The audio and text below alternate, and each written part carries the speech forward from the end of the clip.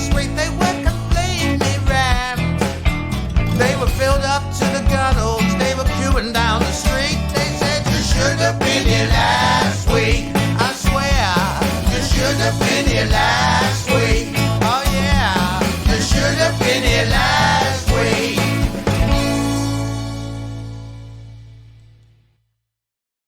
So, hello and welcome to this week's edition of You Should Have Been Here Last Week, the podcast presented by myself, Steve Gribbin, and fellow comedian Paul Ricketts. Yes, I'm here. Yeah, You Should Have Been Here Last Week is the podcast that delves into the murky hinterland of the comedy industry to bring you the stand-ups, the start-ups, the fuck-ups, the motorway fry-ups, and the tryout spots that make up the world of comedy and showbiz. And today's special guest is stand-up comedian, TV and radio writer, actor, broadcaster, script editor, and published author, the one and only Nick Revill. Welcome. Hello. Nick. Why are you learning Mandarin then? Because I've always liked learning languages, and because Mandarin is reputedly hard. I'm also more and more interested in Chinese culture. Having been doing Tai Chi for a long time, I realized that there's certain texts which, if I could understand them in the original, they would be more enlightening. But it's mainly my passion for learning languages, and now that I'm 5 years in, it's so hard. The other interesting thing is culturally, it's really interesting to see how a country like that operates compared to us. So, but it's mainly just linguistic. You're not thinking of going and do a gig over there, are you? Yes, I am, yeah. I've written my first couple of minutes in Mandarin the other week. Because there's a number of things in your life that interest me, but one is that your chosen painful path of following West Ham United. And, because one of the interesting things I noticed is that you started comedy in 1980. Yeah, which was the last time. The last time you won a domestic trophy. Did you think it would take this long? 1980. Yes, West Ham win the FA Cup, and then I started doing stand-up. I think I probably started doing the stand-up. This is all subconscious and guessing, but I think I started doing the stand-up in 1980 to give me a counterbalance of pain against the euphoria and victorious, all-conquering joy of watching West Ham United. Sorry, did I think it would take so long for us to win trophies again? It wasn't really a question of supporting a successful team or not. Because I grew up I was born in London, but I grew up in West Yorkshire in a rugby league playing area, and rugby was really important to me. We played it at school. Most of our school either supported Featherstone or Castleford, which were equidistant really from our school.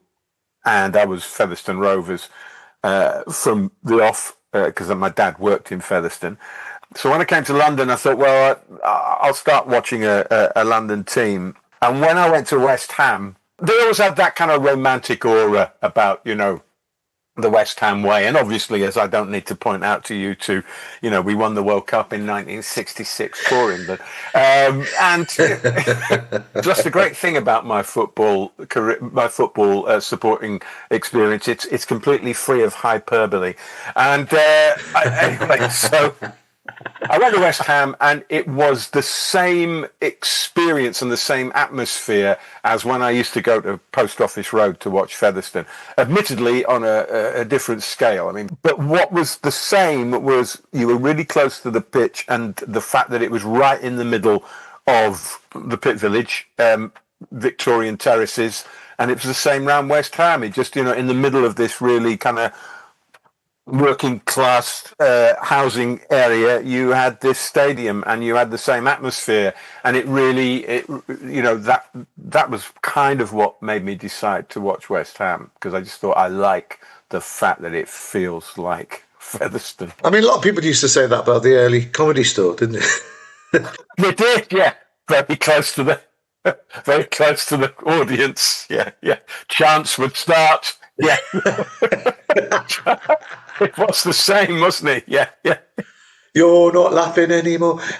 What was the atmosphere like, though, in those early days? You know, It was a comedy store. Yeah, yeah. My main emotional condition was terrified because the architecture of the whole building and how you got into it promoted tension. It was in Mead Street in a club just off Dean Street. Down this Mid Street's effectively an alley, and there used to be a club there called the Gargoyle Club, which in the 30s was like was a really cool upper echelon bohemian club. You got into the building by going up in a lift, and it was definitely an Art Deco lift, you know, with those kind of sliding metal concertina doors that you could see through. Yeah, they had a doorman. Don had a doorman who used to dress up in tie and tails, and The Shining was out at about the same time. And once I'd seen The Shining, I realised that, you know, it really reminded you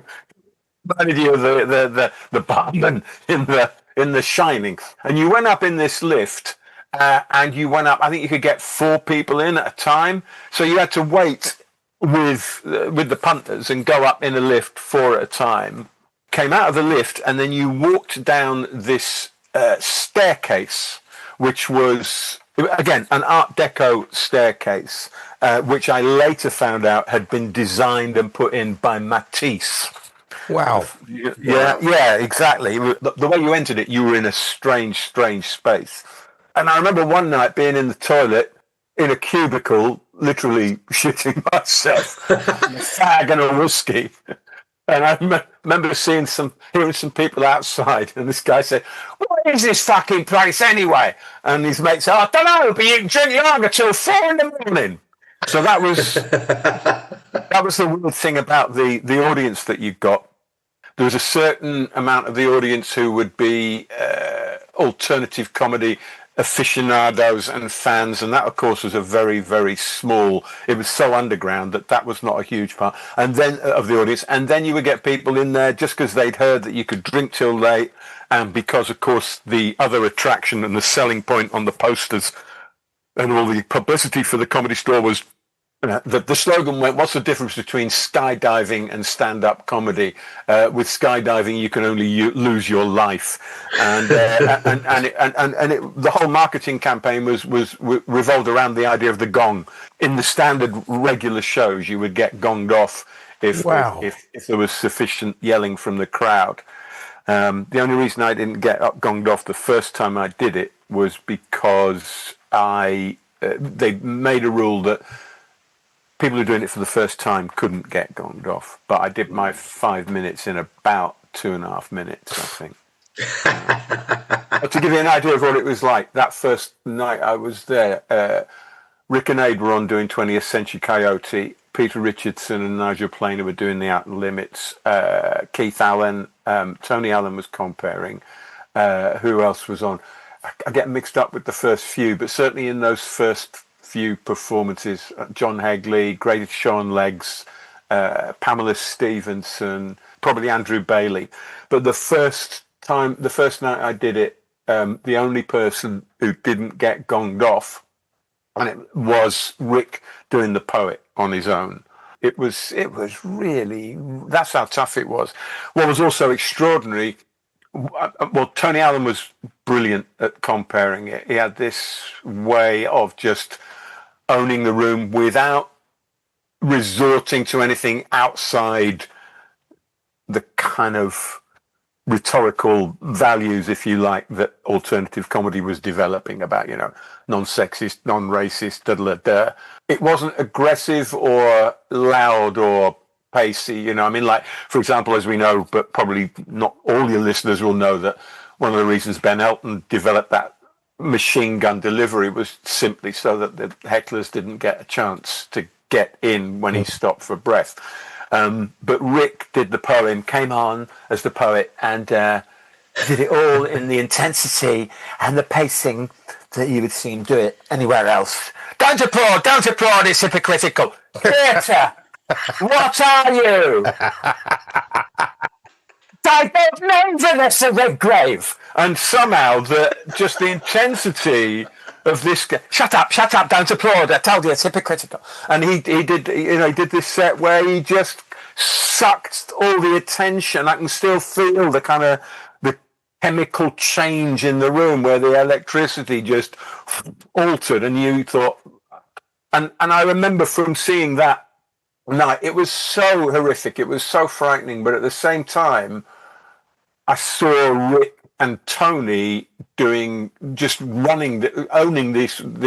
that I thought, how do you do that? As I say, Keith Allen struggled as well that night. It was a seriously tough room, and because I think at that point I'd only really gone to it in order to experience stand-up rather than to make a career of it. I was much more interested in doing sketch humor, really, and in a sort of Monty Python type of way, really. That would have been my kind of yardstick. But going there that night and having that experience, I thought there is a way that you can actually own a room like this, and I really want to learn how to do it. And that's Wow. That's what fucked my life up. Damn you, comedy! I tried to get out, but it sucked me back in. Stand-up comedy is an itch that you only have to sort of scratch occasionally, isn't it? I mean, you have long goes out of it. Yeah, and it's again, we were talking about this, weren't we? We were talking about the state of the comedy scene and blah blah blah, and we're both admiring, Steve, your absolute, relentless commitment to just being somewhere else the next night, and somewhere else the next night. I actually am really relieved now that I don't need to do it all the time, because when I was doing it all the time, then you would literally be out. I suppose obviously it wasn't a sacrifice at the time, but just about every night of the week. If I took one night off a week, maybe two, that would be the maximum. You'd need to be out there the whole time, not just in terms of. It's two things. Firstly, you realise that the technical skills that you just need to be reinforcing and practicing all the time, just how familiar you are with your set, how you can change it slightly to make it tighter, your stagecraft, everything. You can learn it and you can understand it, but to do it, I mean, I know I'm telling you stuff you already know, but the way that the difference between understanding it and being able to do it okay and being able to do it as a proper stand-up is the difference. Requires you to be doing it all the time. You're subconsciously absorbing how the zeitgeist changes infinitesimally day to day. It might be, who's the target for a particular kind of generic punchline, which we all need, from time to time, to be able to resort to, who's the pantomime villain of a particular cultural sector, whether it's political or entertainment or who's in the papers or whatever. You've got to be constantly absorbing that kind of low-level trivial stuff as well as everything else, and you've got to be able to test how you go into contentious subjects. This is when you're playing clubs and playing generic audiences, and for a long time I loved that full-time commitment, and then there was a point where I thought, within a comic genre that I want to do, that I'm more interested in, and I suppose fundamentally the difference is that I prefer now doing longer narrative pieces. As you know, I've always done stories to a certain extent, but I really enjoy now trying to put together a story that works and that takes an hour or so. And it, stylistically, there are certain things that I do that I think it would be pointless to try in a club. I mean, apart from anything else, if you've got a story that takes an hour, then you can't really do it in a 20-minute set. No, so I did do that once at the King's Head a couple of years ago. Hey, but incidentally, going back to that about talking about cultural references, I once saw somebody it's about 10, 15 years ago, but they said of a noisy hen party, "Oh, Jesus Christ, look, we've got the cast of Tenko in tonight." Do you remember that series from the 80s? Yeah. The audience just fucking looked at them and went, "Yeah, what the fuck are you going on about?" And you could see it dawned on them and went, "Oh shit, yeah, got to update the references." Yeah. Well, I used to have a really nice little line for if I stumbled or whatever. I said, "Oh, sorry, I've got a terrible memory. I've got a worse memory than Kurt Waldheim, who was, which is which is a good gag if it's 1986 or 7, right? Which was because he was head of the UN, and it turned out that he was also he'd been in the Nazi Party, and he claimed he hadn't put this on his CV when he applied for the UN job because he'd forgotten, and which is. But as a reflex action, when I was doing a set in about, I don't know, it would have been sort of early 2000s or whatever, and I was in a situation where I needed to cover myself forgetting something or whatever, and I came out with this, and again it was like the same reaction. Of course it was, it's just like, oh no, oh god. But yeah, so I'm really pleased to be free of that itch, to need to do it all the time, and just kind of explore different things within it. And you see that you've written comedy for other people. Again, it's really nice being asked to write for anyone, but Dave Allen, of course, I think was one of the greatest Britain and Ireland have produced. And again, he had that singular, laid-back style, and he was doing edgy or challenging stuff before alternative comedy, really. One of the few people who felt like they were outside the stereotyped image and requirements of being a stand-up. He was unique. His appeal was so broad, but you didn't get the sense here's somebody doing certain things, tailoring their act in order to be mainstream. He was doing a TV series for ITV in early 90s. And got asked to write on it. I mean, apart from the fact that, you were working for such a master and the prestige and excitement of that, it was such a great job, because what we used to do, you get told, he'd say, well, I'm thinking of these topics. And then you go around to his house with a load of notes and ideas, anything you wrote on that particular topic. And then there was about 5 of us sat round. Some of the older crew, like Ian Davidson, who used to be the script editor on Monty Python. Dave would just start a conversation on those topics, and we'd all chip in, and you'd write down anything vaguely funny that you thought of. And then did that for a couple of hours. And then we had lunch there, and around his table, carried on talking a bit.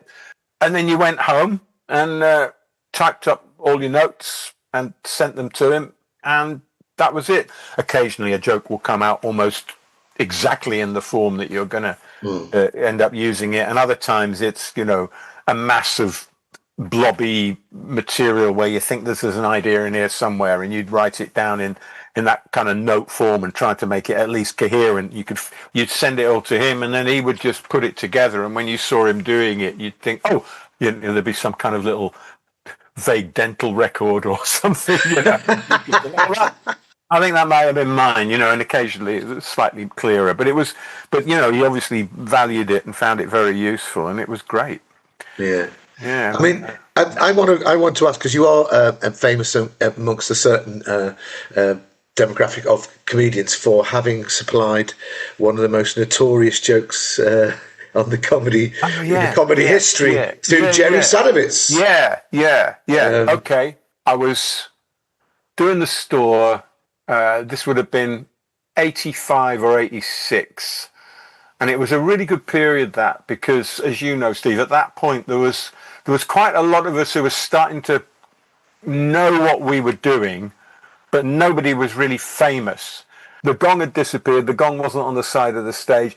The comedians, it could still be a tough night, but the whole idea of it was gaining a certain amount of a reputation and a certain amount of respect, and a certain amount of awareness about what the rules were. I'm only hesitating to use the word rule because there were no rules, but there was a genuine and general consensus that you effectively didn't punch down in the comedy, and there were certain taboo words and so on, and the main one, of course, was cunt. The only person who could use cunt, as far as I was aware at that point, was Alexei, it's weird when you get older as a comedian, you know, because you're still sort of basically a child, you know. And I knock round on my mate's house I used to play football with, and I say, hello, is Alan coming out to play? Oh, fuck off, Alexi, he's an headmaster. And I'll tell you, he's an headmaster now. And I'll tell you something else. Anyone who uses the word workshop, who's not involved in light engineering, is a fucking cunt.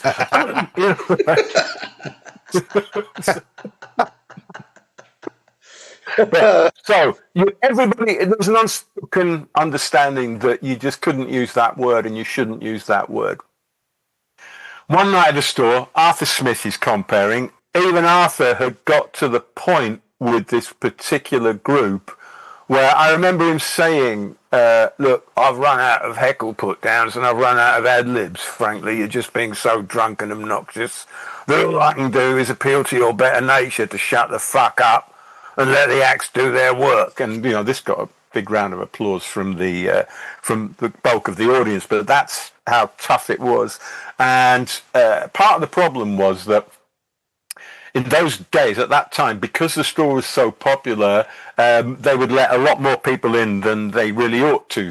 And of course, not only were these people standing, therefore they were more uncomfortable, they were also blocking the views of the people behind them. So there was a potential flashpoint there immediately. And also, because they were standing, they were the last people in the queue to get in. So they were the people who had made the last minute decision to go, by and large. So you always got, you know, there was always the potential for unrest. And they were directly opposite the mic. I can still see one of them, sort of like plastic skinheads. Like one of them was wearing like a plastic long coat leather jacket, you know, rather than a proper leather jacket. And he had quite a high-pitched voice as well, as I seem to remember, and really shaven head. And he was quite flabby. And there was him and his mates. I can't see the picture of them. But anyway, I go on, and again, it's one of those things that you only learn by doing it a lot, which is that however obnoxious and tiresome and relentless a heckler has been, you have to let them make the first move, or sometimes the audience will think you're unfairly picking on people, you know. Mm-hmm. So I get the first joke out, and then this guy just goes, you know, starts heckling again.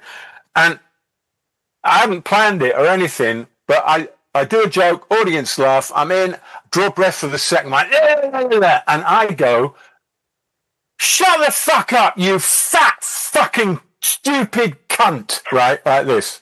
And again, I can still viscerally feel the way the room reacted. It was like this entire room of people who all either consciously or subconsciously knew that you do not use that word in this comedy space. They went, yes! And it was like the absolute, it was like, honestly, it was an eruption of yes! Shut the fucking fuck up, you fucking fat cunt. And I also, it was like seeing, is it in The Wizard of Oz where the witch gets water put on her and she starts melting? Yeah. Oh no, I'm melting. Yeah. It was like that with this guy. You know how time sometimes slows down when you're in an intense situation. It was like this guy was rising on a pole like that. It was like, he was completely buried by this use of the word cunt, which was the taboo word. And everybody in that room, I think we all discovered at the same time that there was a time and a place for everything. And that this was more appropriate than the word being inappropriate. It was extraordinary. Just for the power of a word. It was amazing. Anyway, so the original question about the line I gave to Jerry, Jongleurs had opened in early 80s down in Battersea. There was one club, Jongleurs became the big kind of, if you like, mainstream chain that we all had a love-hate relationship, I think it's fair to say. But the initial one was like a big sort of a big version of the King's Head in Crouch End, really, wasn't it? It was quite a hippie bill. You'd have poets, you'd have singers. It was quite a nice vibe and everything. It would have been late 80s, and I got booked along with Jerry, Arthur Smith comparing again. Can't remember who else was on, but this guy who was clearly a comedy nut had booked a bad taste set bill for his 21st birthday. He'd hired jongleurs on a Sunday night. And so I thought, well, this will be interesting. So Arthur comes on, and it's a family do. It's like a wedding, all right, in terms of the demographic. And Arthur comes on, I've been asked to do, bad taste and stuff, so he throws a couple of bad taste jokes in. And then his set is interrupted by this policewoman, and it turns out she's a whippogram. So she stripped off I don't know if she was just in her underwear or whether just in her knickers, calling for the birthday boy to come up. And in the course of this, she also started whipping Arthur at some point when there was an interaction there. Oh, she's hitting you quite hard, actually. And then she starts whipping the birthday boy. It was a bit like the shot of the audience at the opening of Springtime for Hitler. In the producers, there's just this look of absolute disbelief amongst his extended family, and you could see him second by second being written out of wills right across the room. It was terrific. Anyway, they had the interval, or called an interval, and we got paid off. We didn't have to go on. So the gig was cancelled. And just such a brilliant piece of misjudgment. So we went to the pub, and we were talking about what stuff we were going to do for our bad taste gig. I think I used to have a joke at that point. I did a routine about the royal family and how I didn't like them, and then I would say, but there's one member of the royal family I would never do a joke about, and that's the Queen Mother, because she's the nation's grandmother. She's above contempt and disrespect, and also a friend of mine's fucking her at the moment. So and so I think that was probably the one that got me the booking. Anyway, we went to the pub, and I was saying, I'd been thinking of trying out this line that I've had lying around for ages, because I come across it. It dropped into my head, 1984 it was. There used to be a gig in Highgate called the Earth Exchange, in one of those big houses as you go up from Archway on the left-hand side. And it was you must have played it, Steve, vegetarian. Famously run by Kim Howell. It was the very thin-skinned proprietor who banned loads of people from there. Well, thank you. This is precisely the path it's taking. It was a great gig in that it was on a Monday night, and you got maybe a fiver, I think, and you certainly got free food.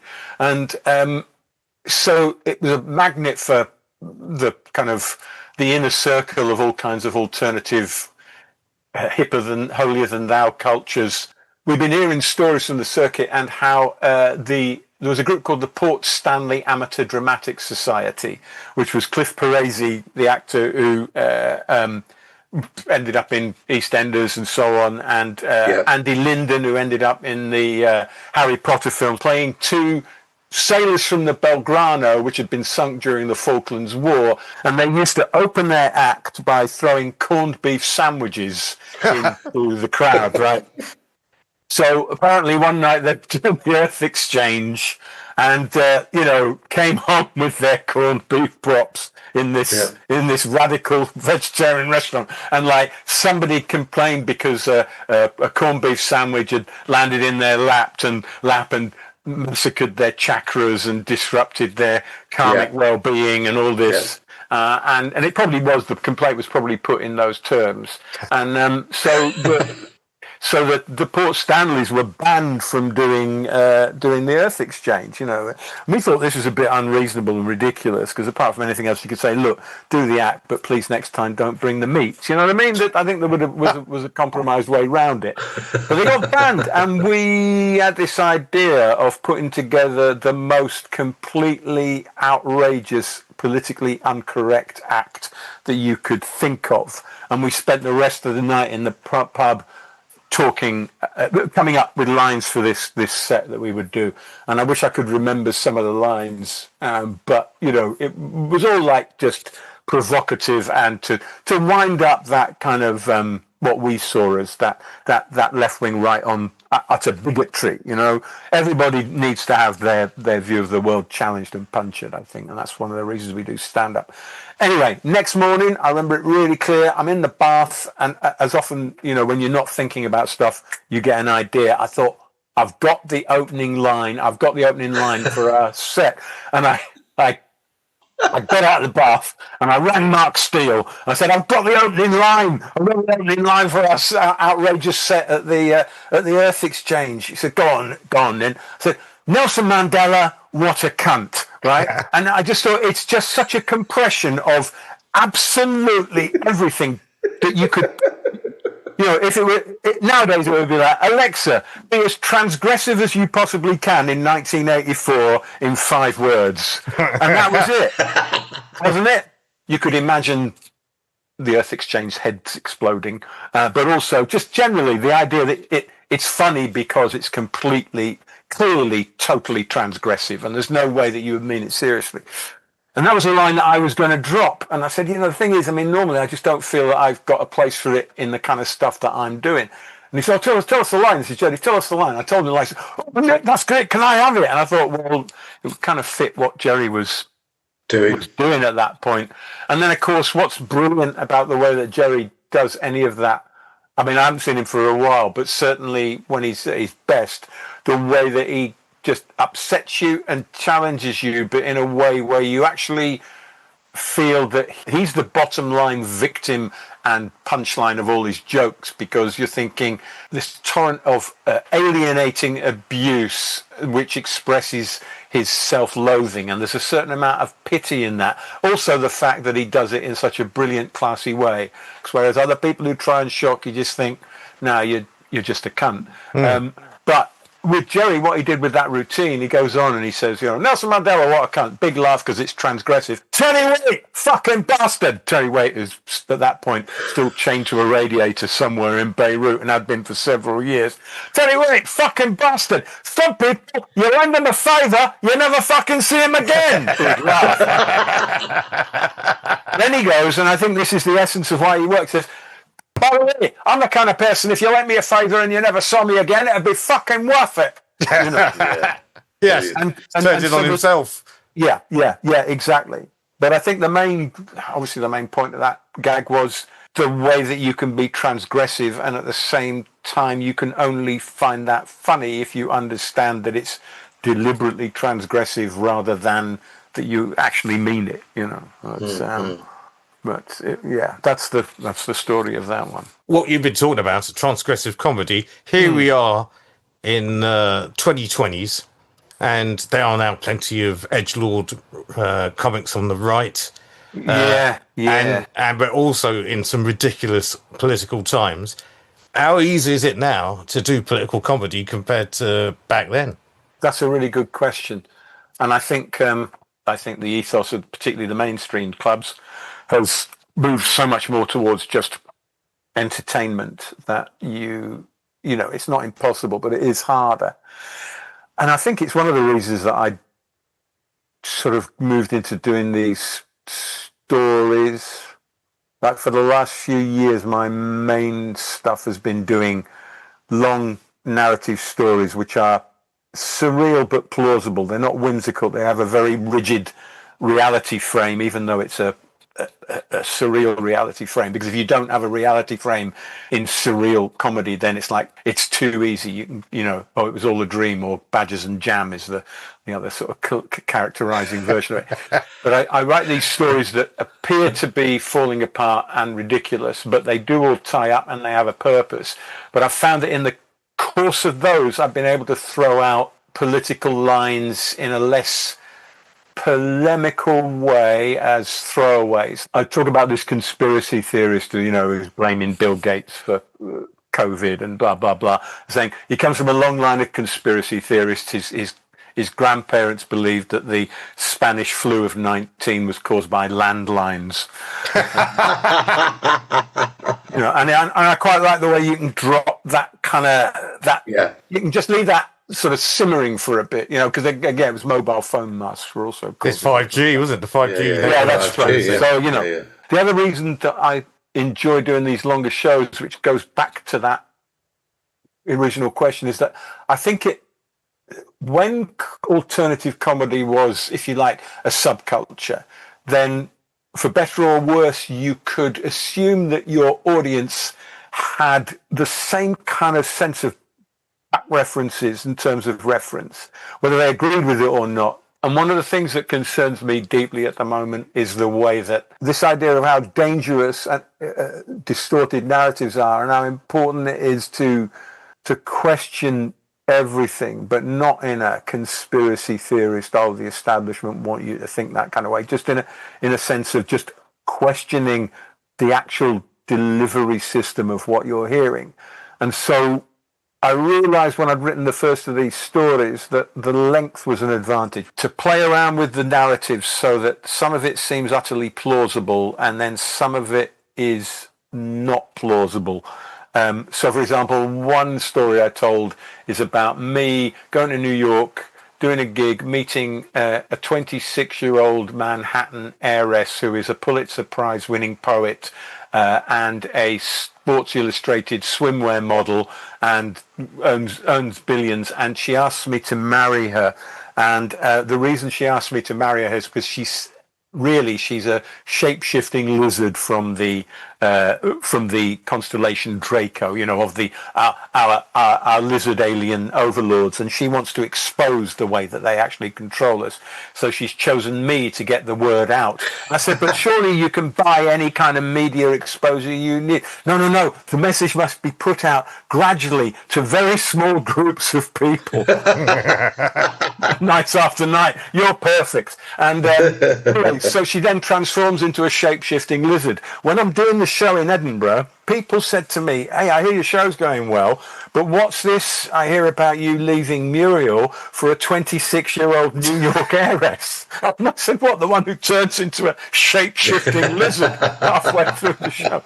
But I was so pleased, because it's like, we can all fall for a deep fake on the internet now. We can all fall for that, particularly if we want to believe the thing that it's expressing.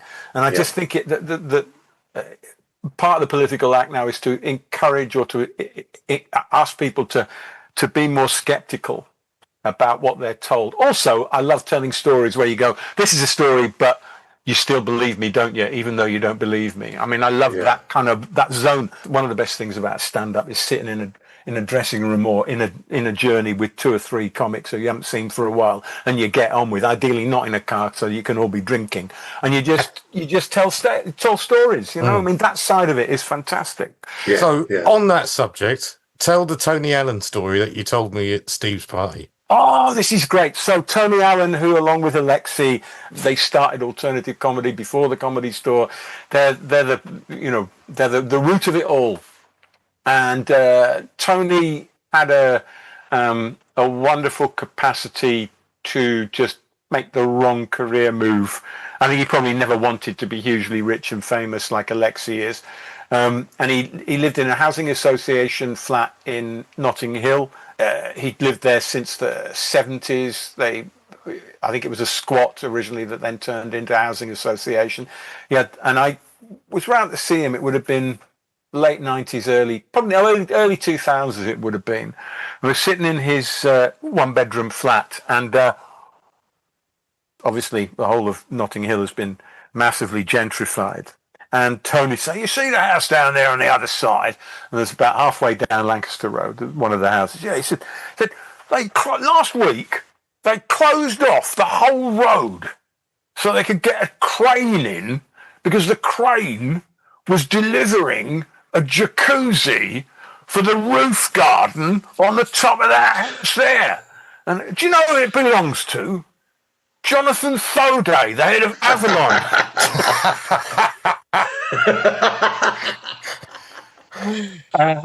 Avalon, the hugest comedy agency, along with Off the Curb. And it just seemed a beautiful narrative for the course of alternative comedy, where here's Tony, who founded it, still in his one-bedroom flat, watching the jacuzzi being put in for the Frankenstein's monster that he helped create. I mean, in his terms, I'm not about Avalon. Yeah. Yeah. Yeah, that's a great story. No, I actually wanted to quickly talk about your book, Nick, which is the new book that you've got, because I've read it from cover to cover. I've read it twice, in fact. Oh, well. I've really, really enjoyed it. Oh, And, thank you. but again, it's that thing of what you've just been talking about, the Yes. idea of the story. There's a great bit as well where your inner critic books in and goes, "Where's this going?" And he went, "Oh, just fuck off, will you?" Which is quite a good metaphor, I suppose, in a way for writers of all stripes, isn't it? Yes. You know, that voice inside your head that's Yeah. oh, this is shit. And how do you roll with it? And I thought, when I first thought of that, I thought, oh, it's a bit. My internal critic was saying, "Oh, this is a very cheap way of showing you dealing with your internal critic." And I thought, well, as you know, Steve, it's illustrated by Martin Rosen, the Guardian cartoonist. Yeah. And when he was drawing the picture of me and my internal critic, he's drawn my internal critic as a thought bubble in my head, as a kind of Oxbridge Dom in some little ivory tower mullioned That's window. right. Yeah. And, I was just looking at it now. Said to me, he said, "Well, essentially, there's two sides of your nature. There's the rebellious gobshite punk, and there's the academic monkey." So that seemed the obvious character for your inner critic, and it's perfect. You know, he gets you in ways you don't see. But in the book, you've got that thing, because I know that you love that. You love putting stuff together from high culture and yeah. But there's a great bit where you said you're talking about the books that the book sells. This was a manga-style illustrated Quran, which I thought was fantastic. A scratch and snip edition of Ginny Cooper's Riders, which is one of my favourite lines in the book. That's fantastic. I love doing a list where they can all hunt in packs. But the one that I really like on that, which kind of counterbalances those two, if you like, which is the other book that's in this library, is the famous collaboration between the Dalai Lama and Jack Kerouac, the Tibetan Book of the Deadbeats. It's fantastic. Again, it's really weird because I've no idea how I thought of that. You know, it just. I thought, I like that though. You know, It's a great little juxtaposition. Yeah. And one more thing as well. You're now very heavily involved with Jonathan Pye, the Radio 4 series. Yeah. I mean, how's that going? Well, it's gone very well, thanks. I mean, I think it's got, it gets huge amounts of listens. So that's great. I really enjoy working on it. It's interesting. He likes to go on an edge in various different directions, and sometimes, and I just challenge back at him, not necessarily to stop him saying what he's saying, but to make sure that he's saying it well, the argument is solid logically and so on. You know, I mean, we disagree on a lot of stuff, but I mean, I love that as well. You know, where the edge is in terms of when in doubt, freedom of speech. You know. Yeah. Even if it's the twat you'd like to hit with a brick. Yeah, everyone's allowed to have it. Yes, I think as we found out the last couple of weeks. Oh yeah. Everyone's allowed to have it, even when they're insulting you. Yeah, exactly. It's really important. I mean, we always ask this question of all our guests. I mean, what do you think is? I mean, it's a big question, isn't it? What is the future? Well, there's definitely a future for it because it's clearly. You know, it's clearly something we have a need for, just as much as, you know, first man had a need to make marks on a cave wall to, I don't know, reflect reality in some way or another, you know. But by the way, I've heard it was Banksy who did those caves in the Dordogne.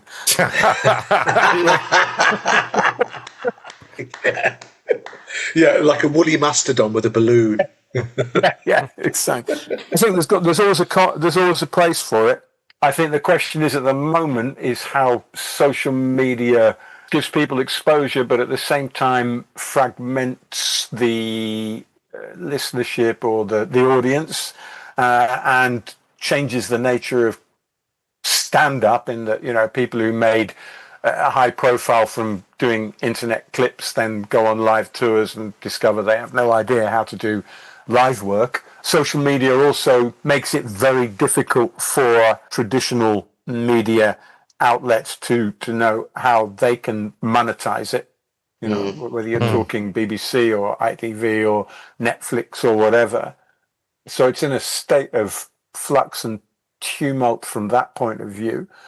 Live, I mean, there's nothing really quite like being in a low ceiling basement with 150 people watching a really good comic or group of comics performing. That to me is the absolute, you know, that's the jewel of the whole thing.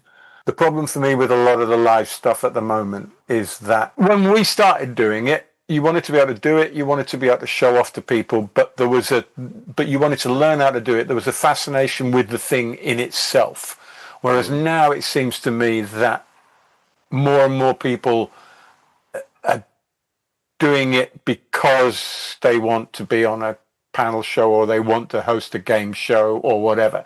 So it's a vehicle for the, if you like, in my opinion, the more superficial side of it, you know, the celebrity and the adulation rather than the art form itself. And of course, you know, any cultural phenomenon goes through that period of being underground and then massively popular and mainstream and then, you know, fragments. And I know there's, you know, there are counter movements to that mainstream impulse, but I think that lends itself to a less, from my point of view, a less fulfilling kind of comedy where it's just people purely noticing things. Have you ever noticed how you go to the shop for sweets rather than recognise that Israel is committing genocide in Gaza?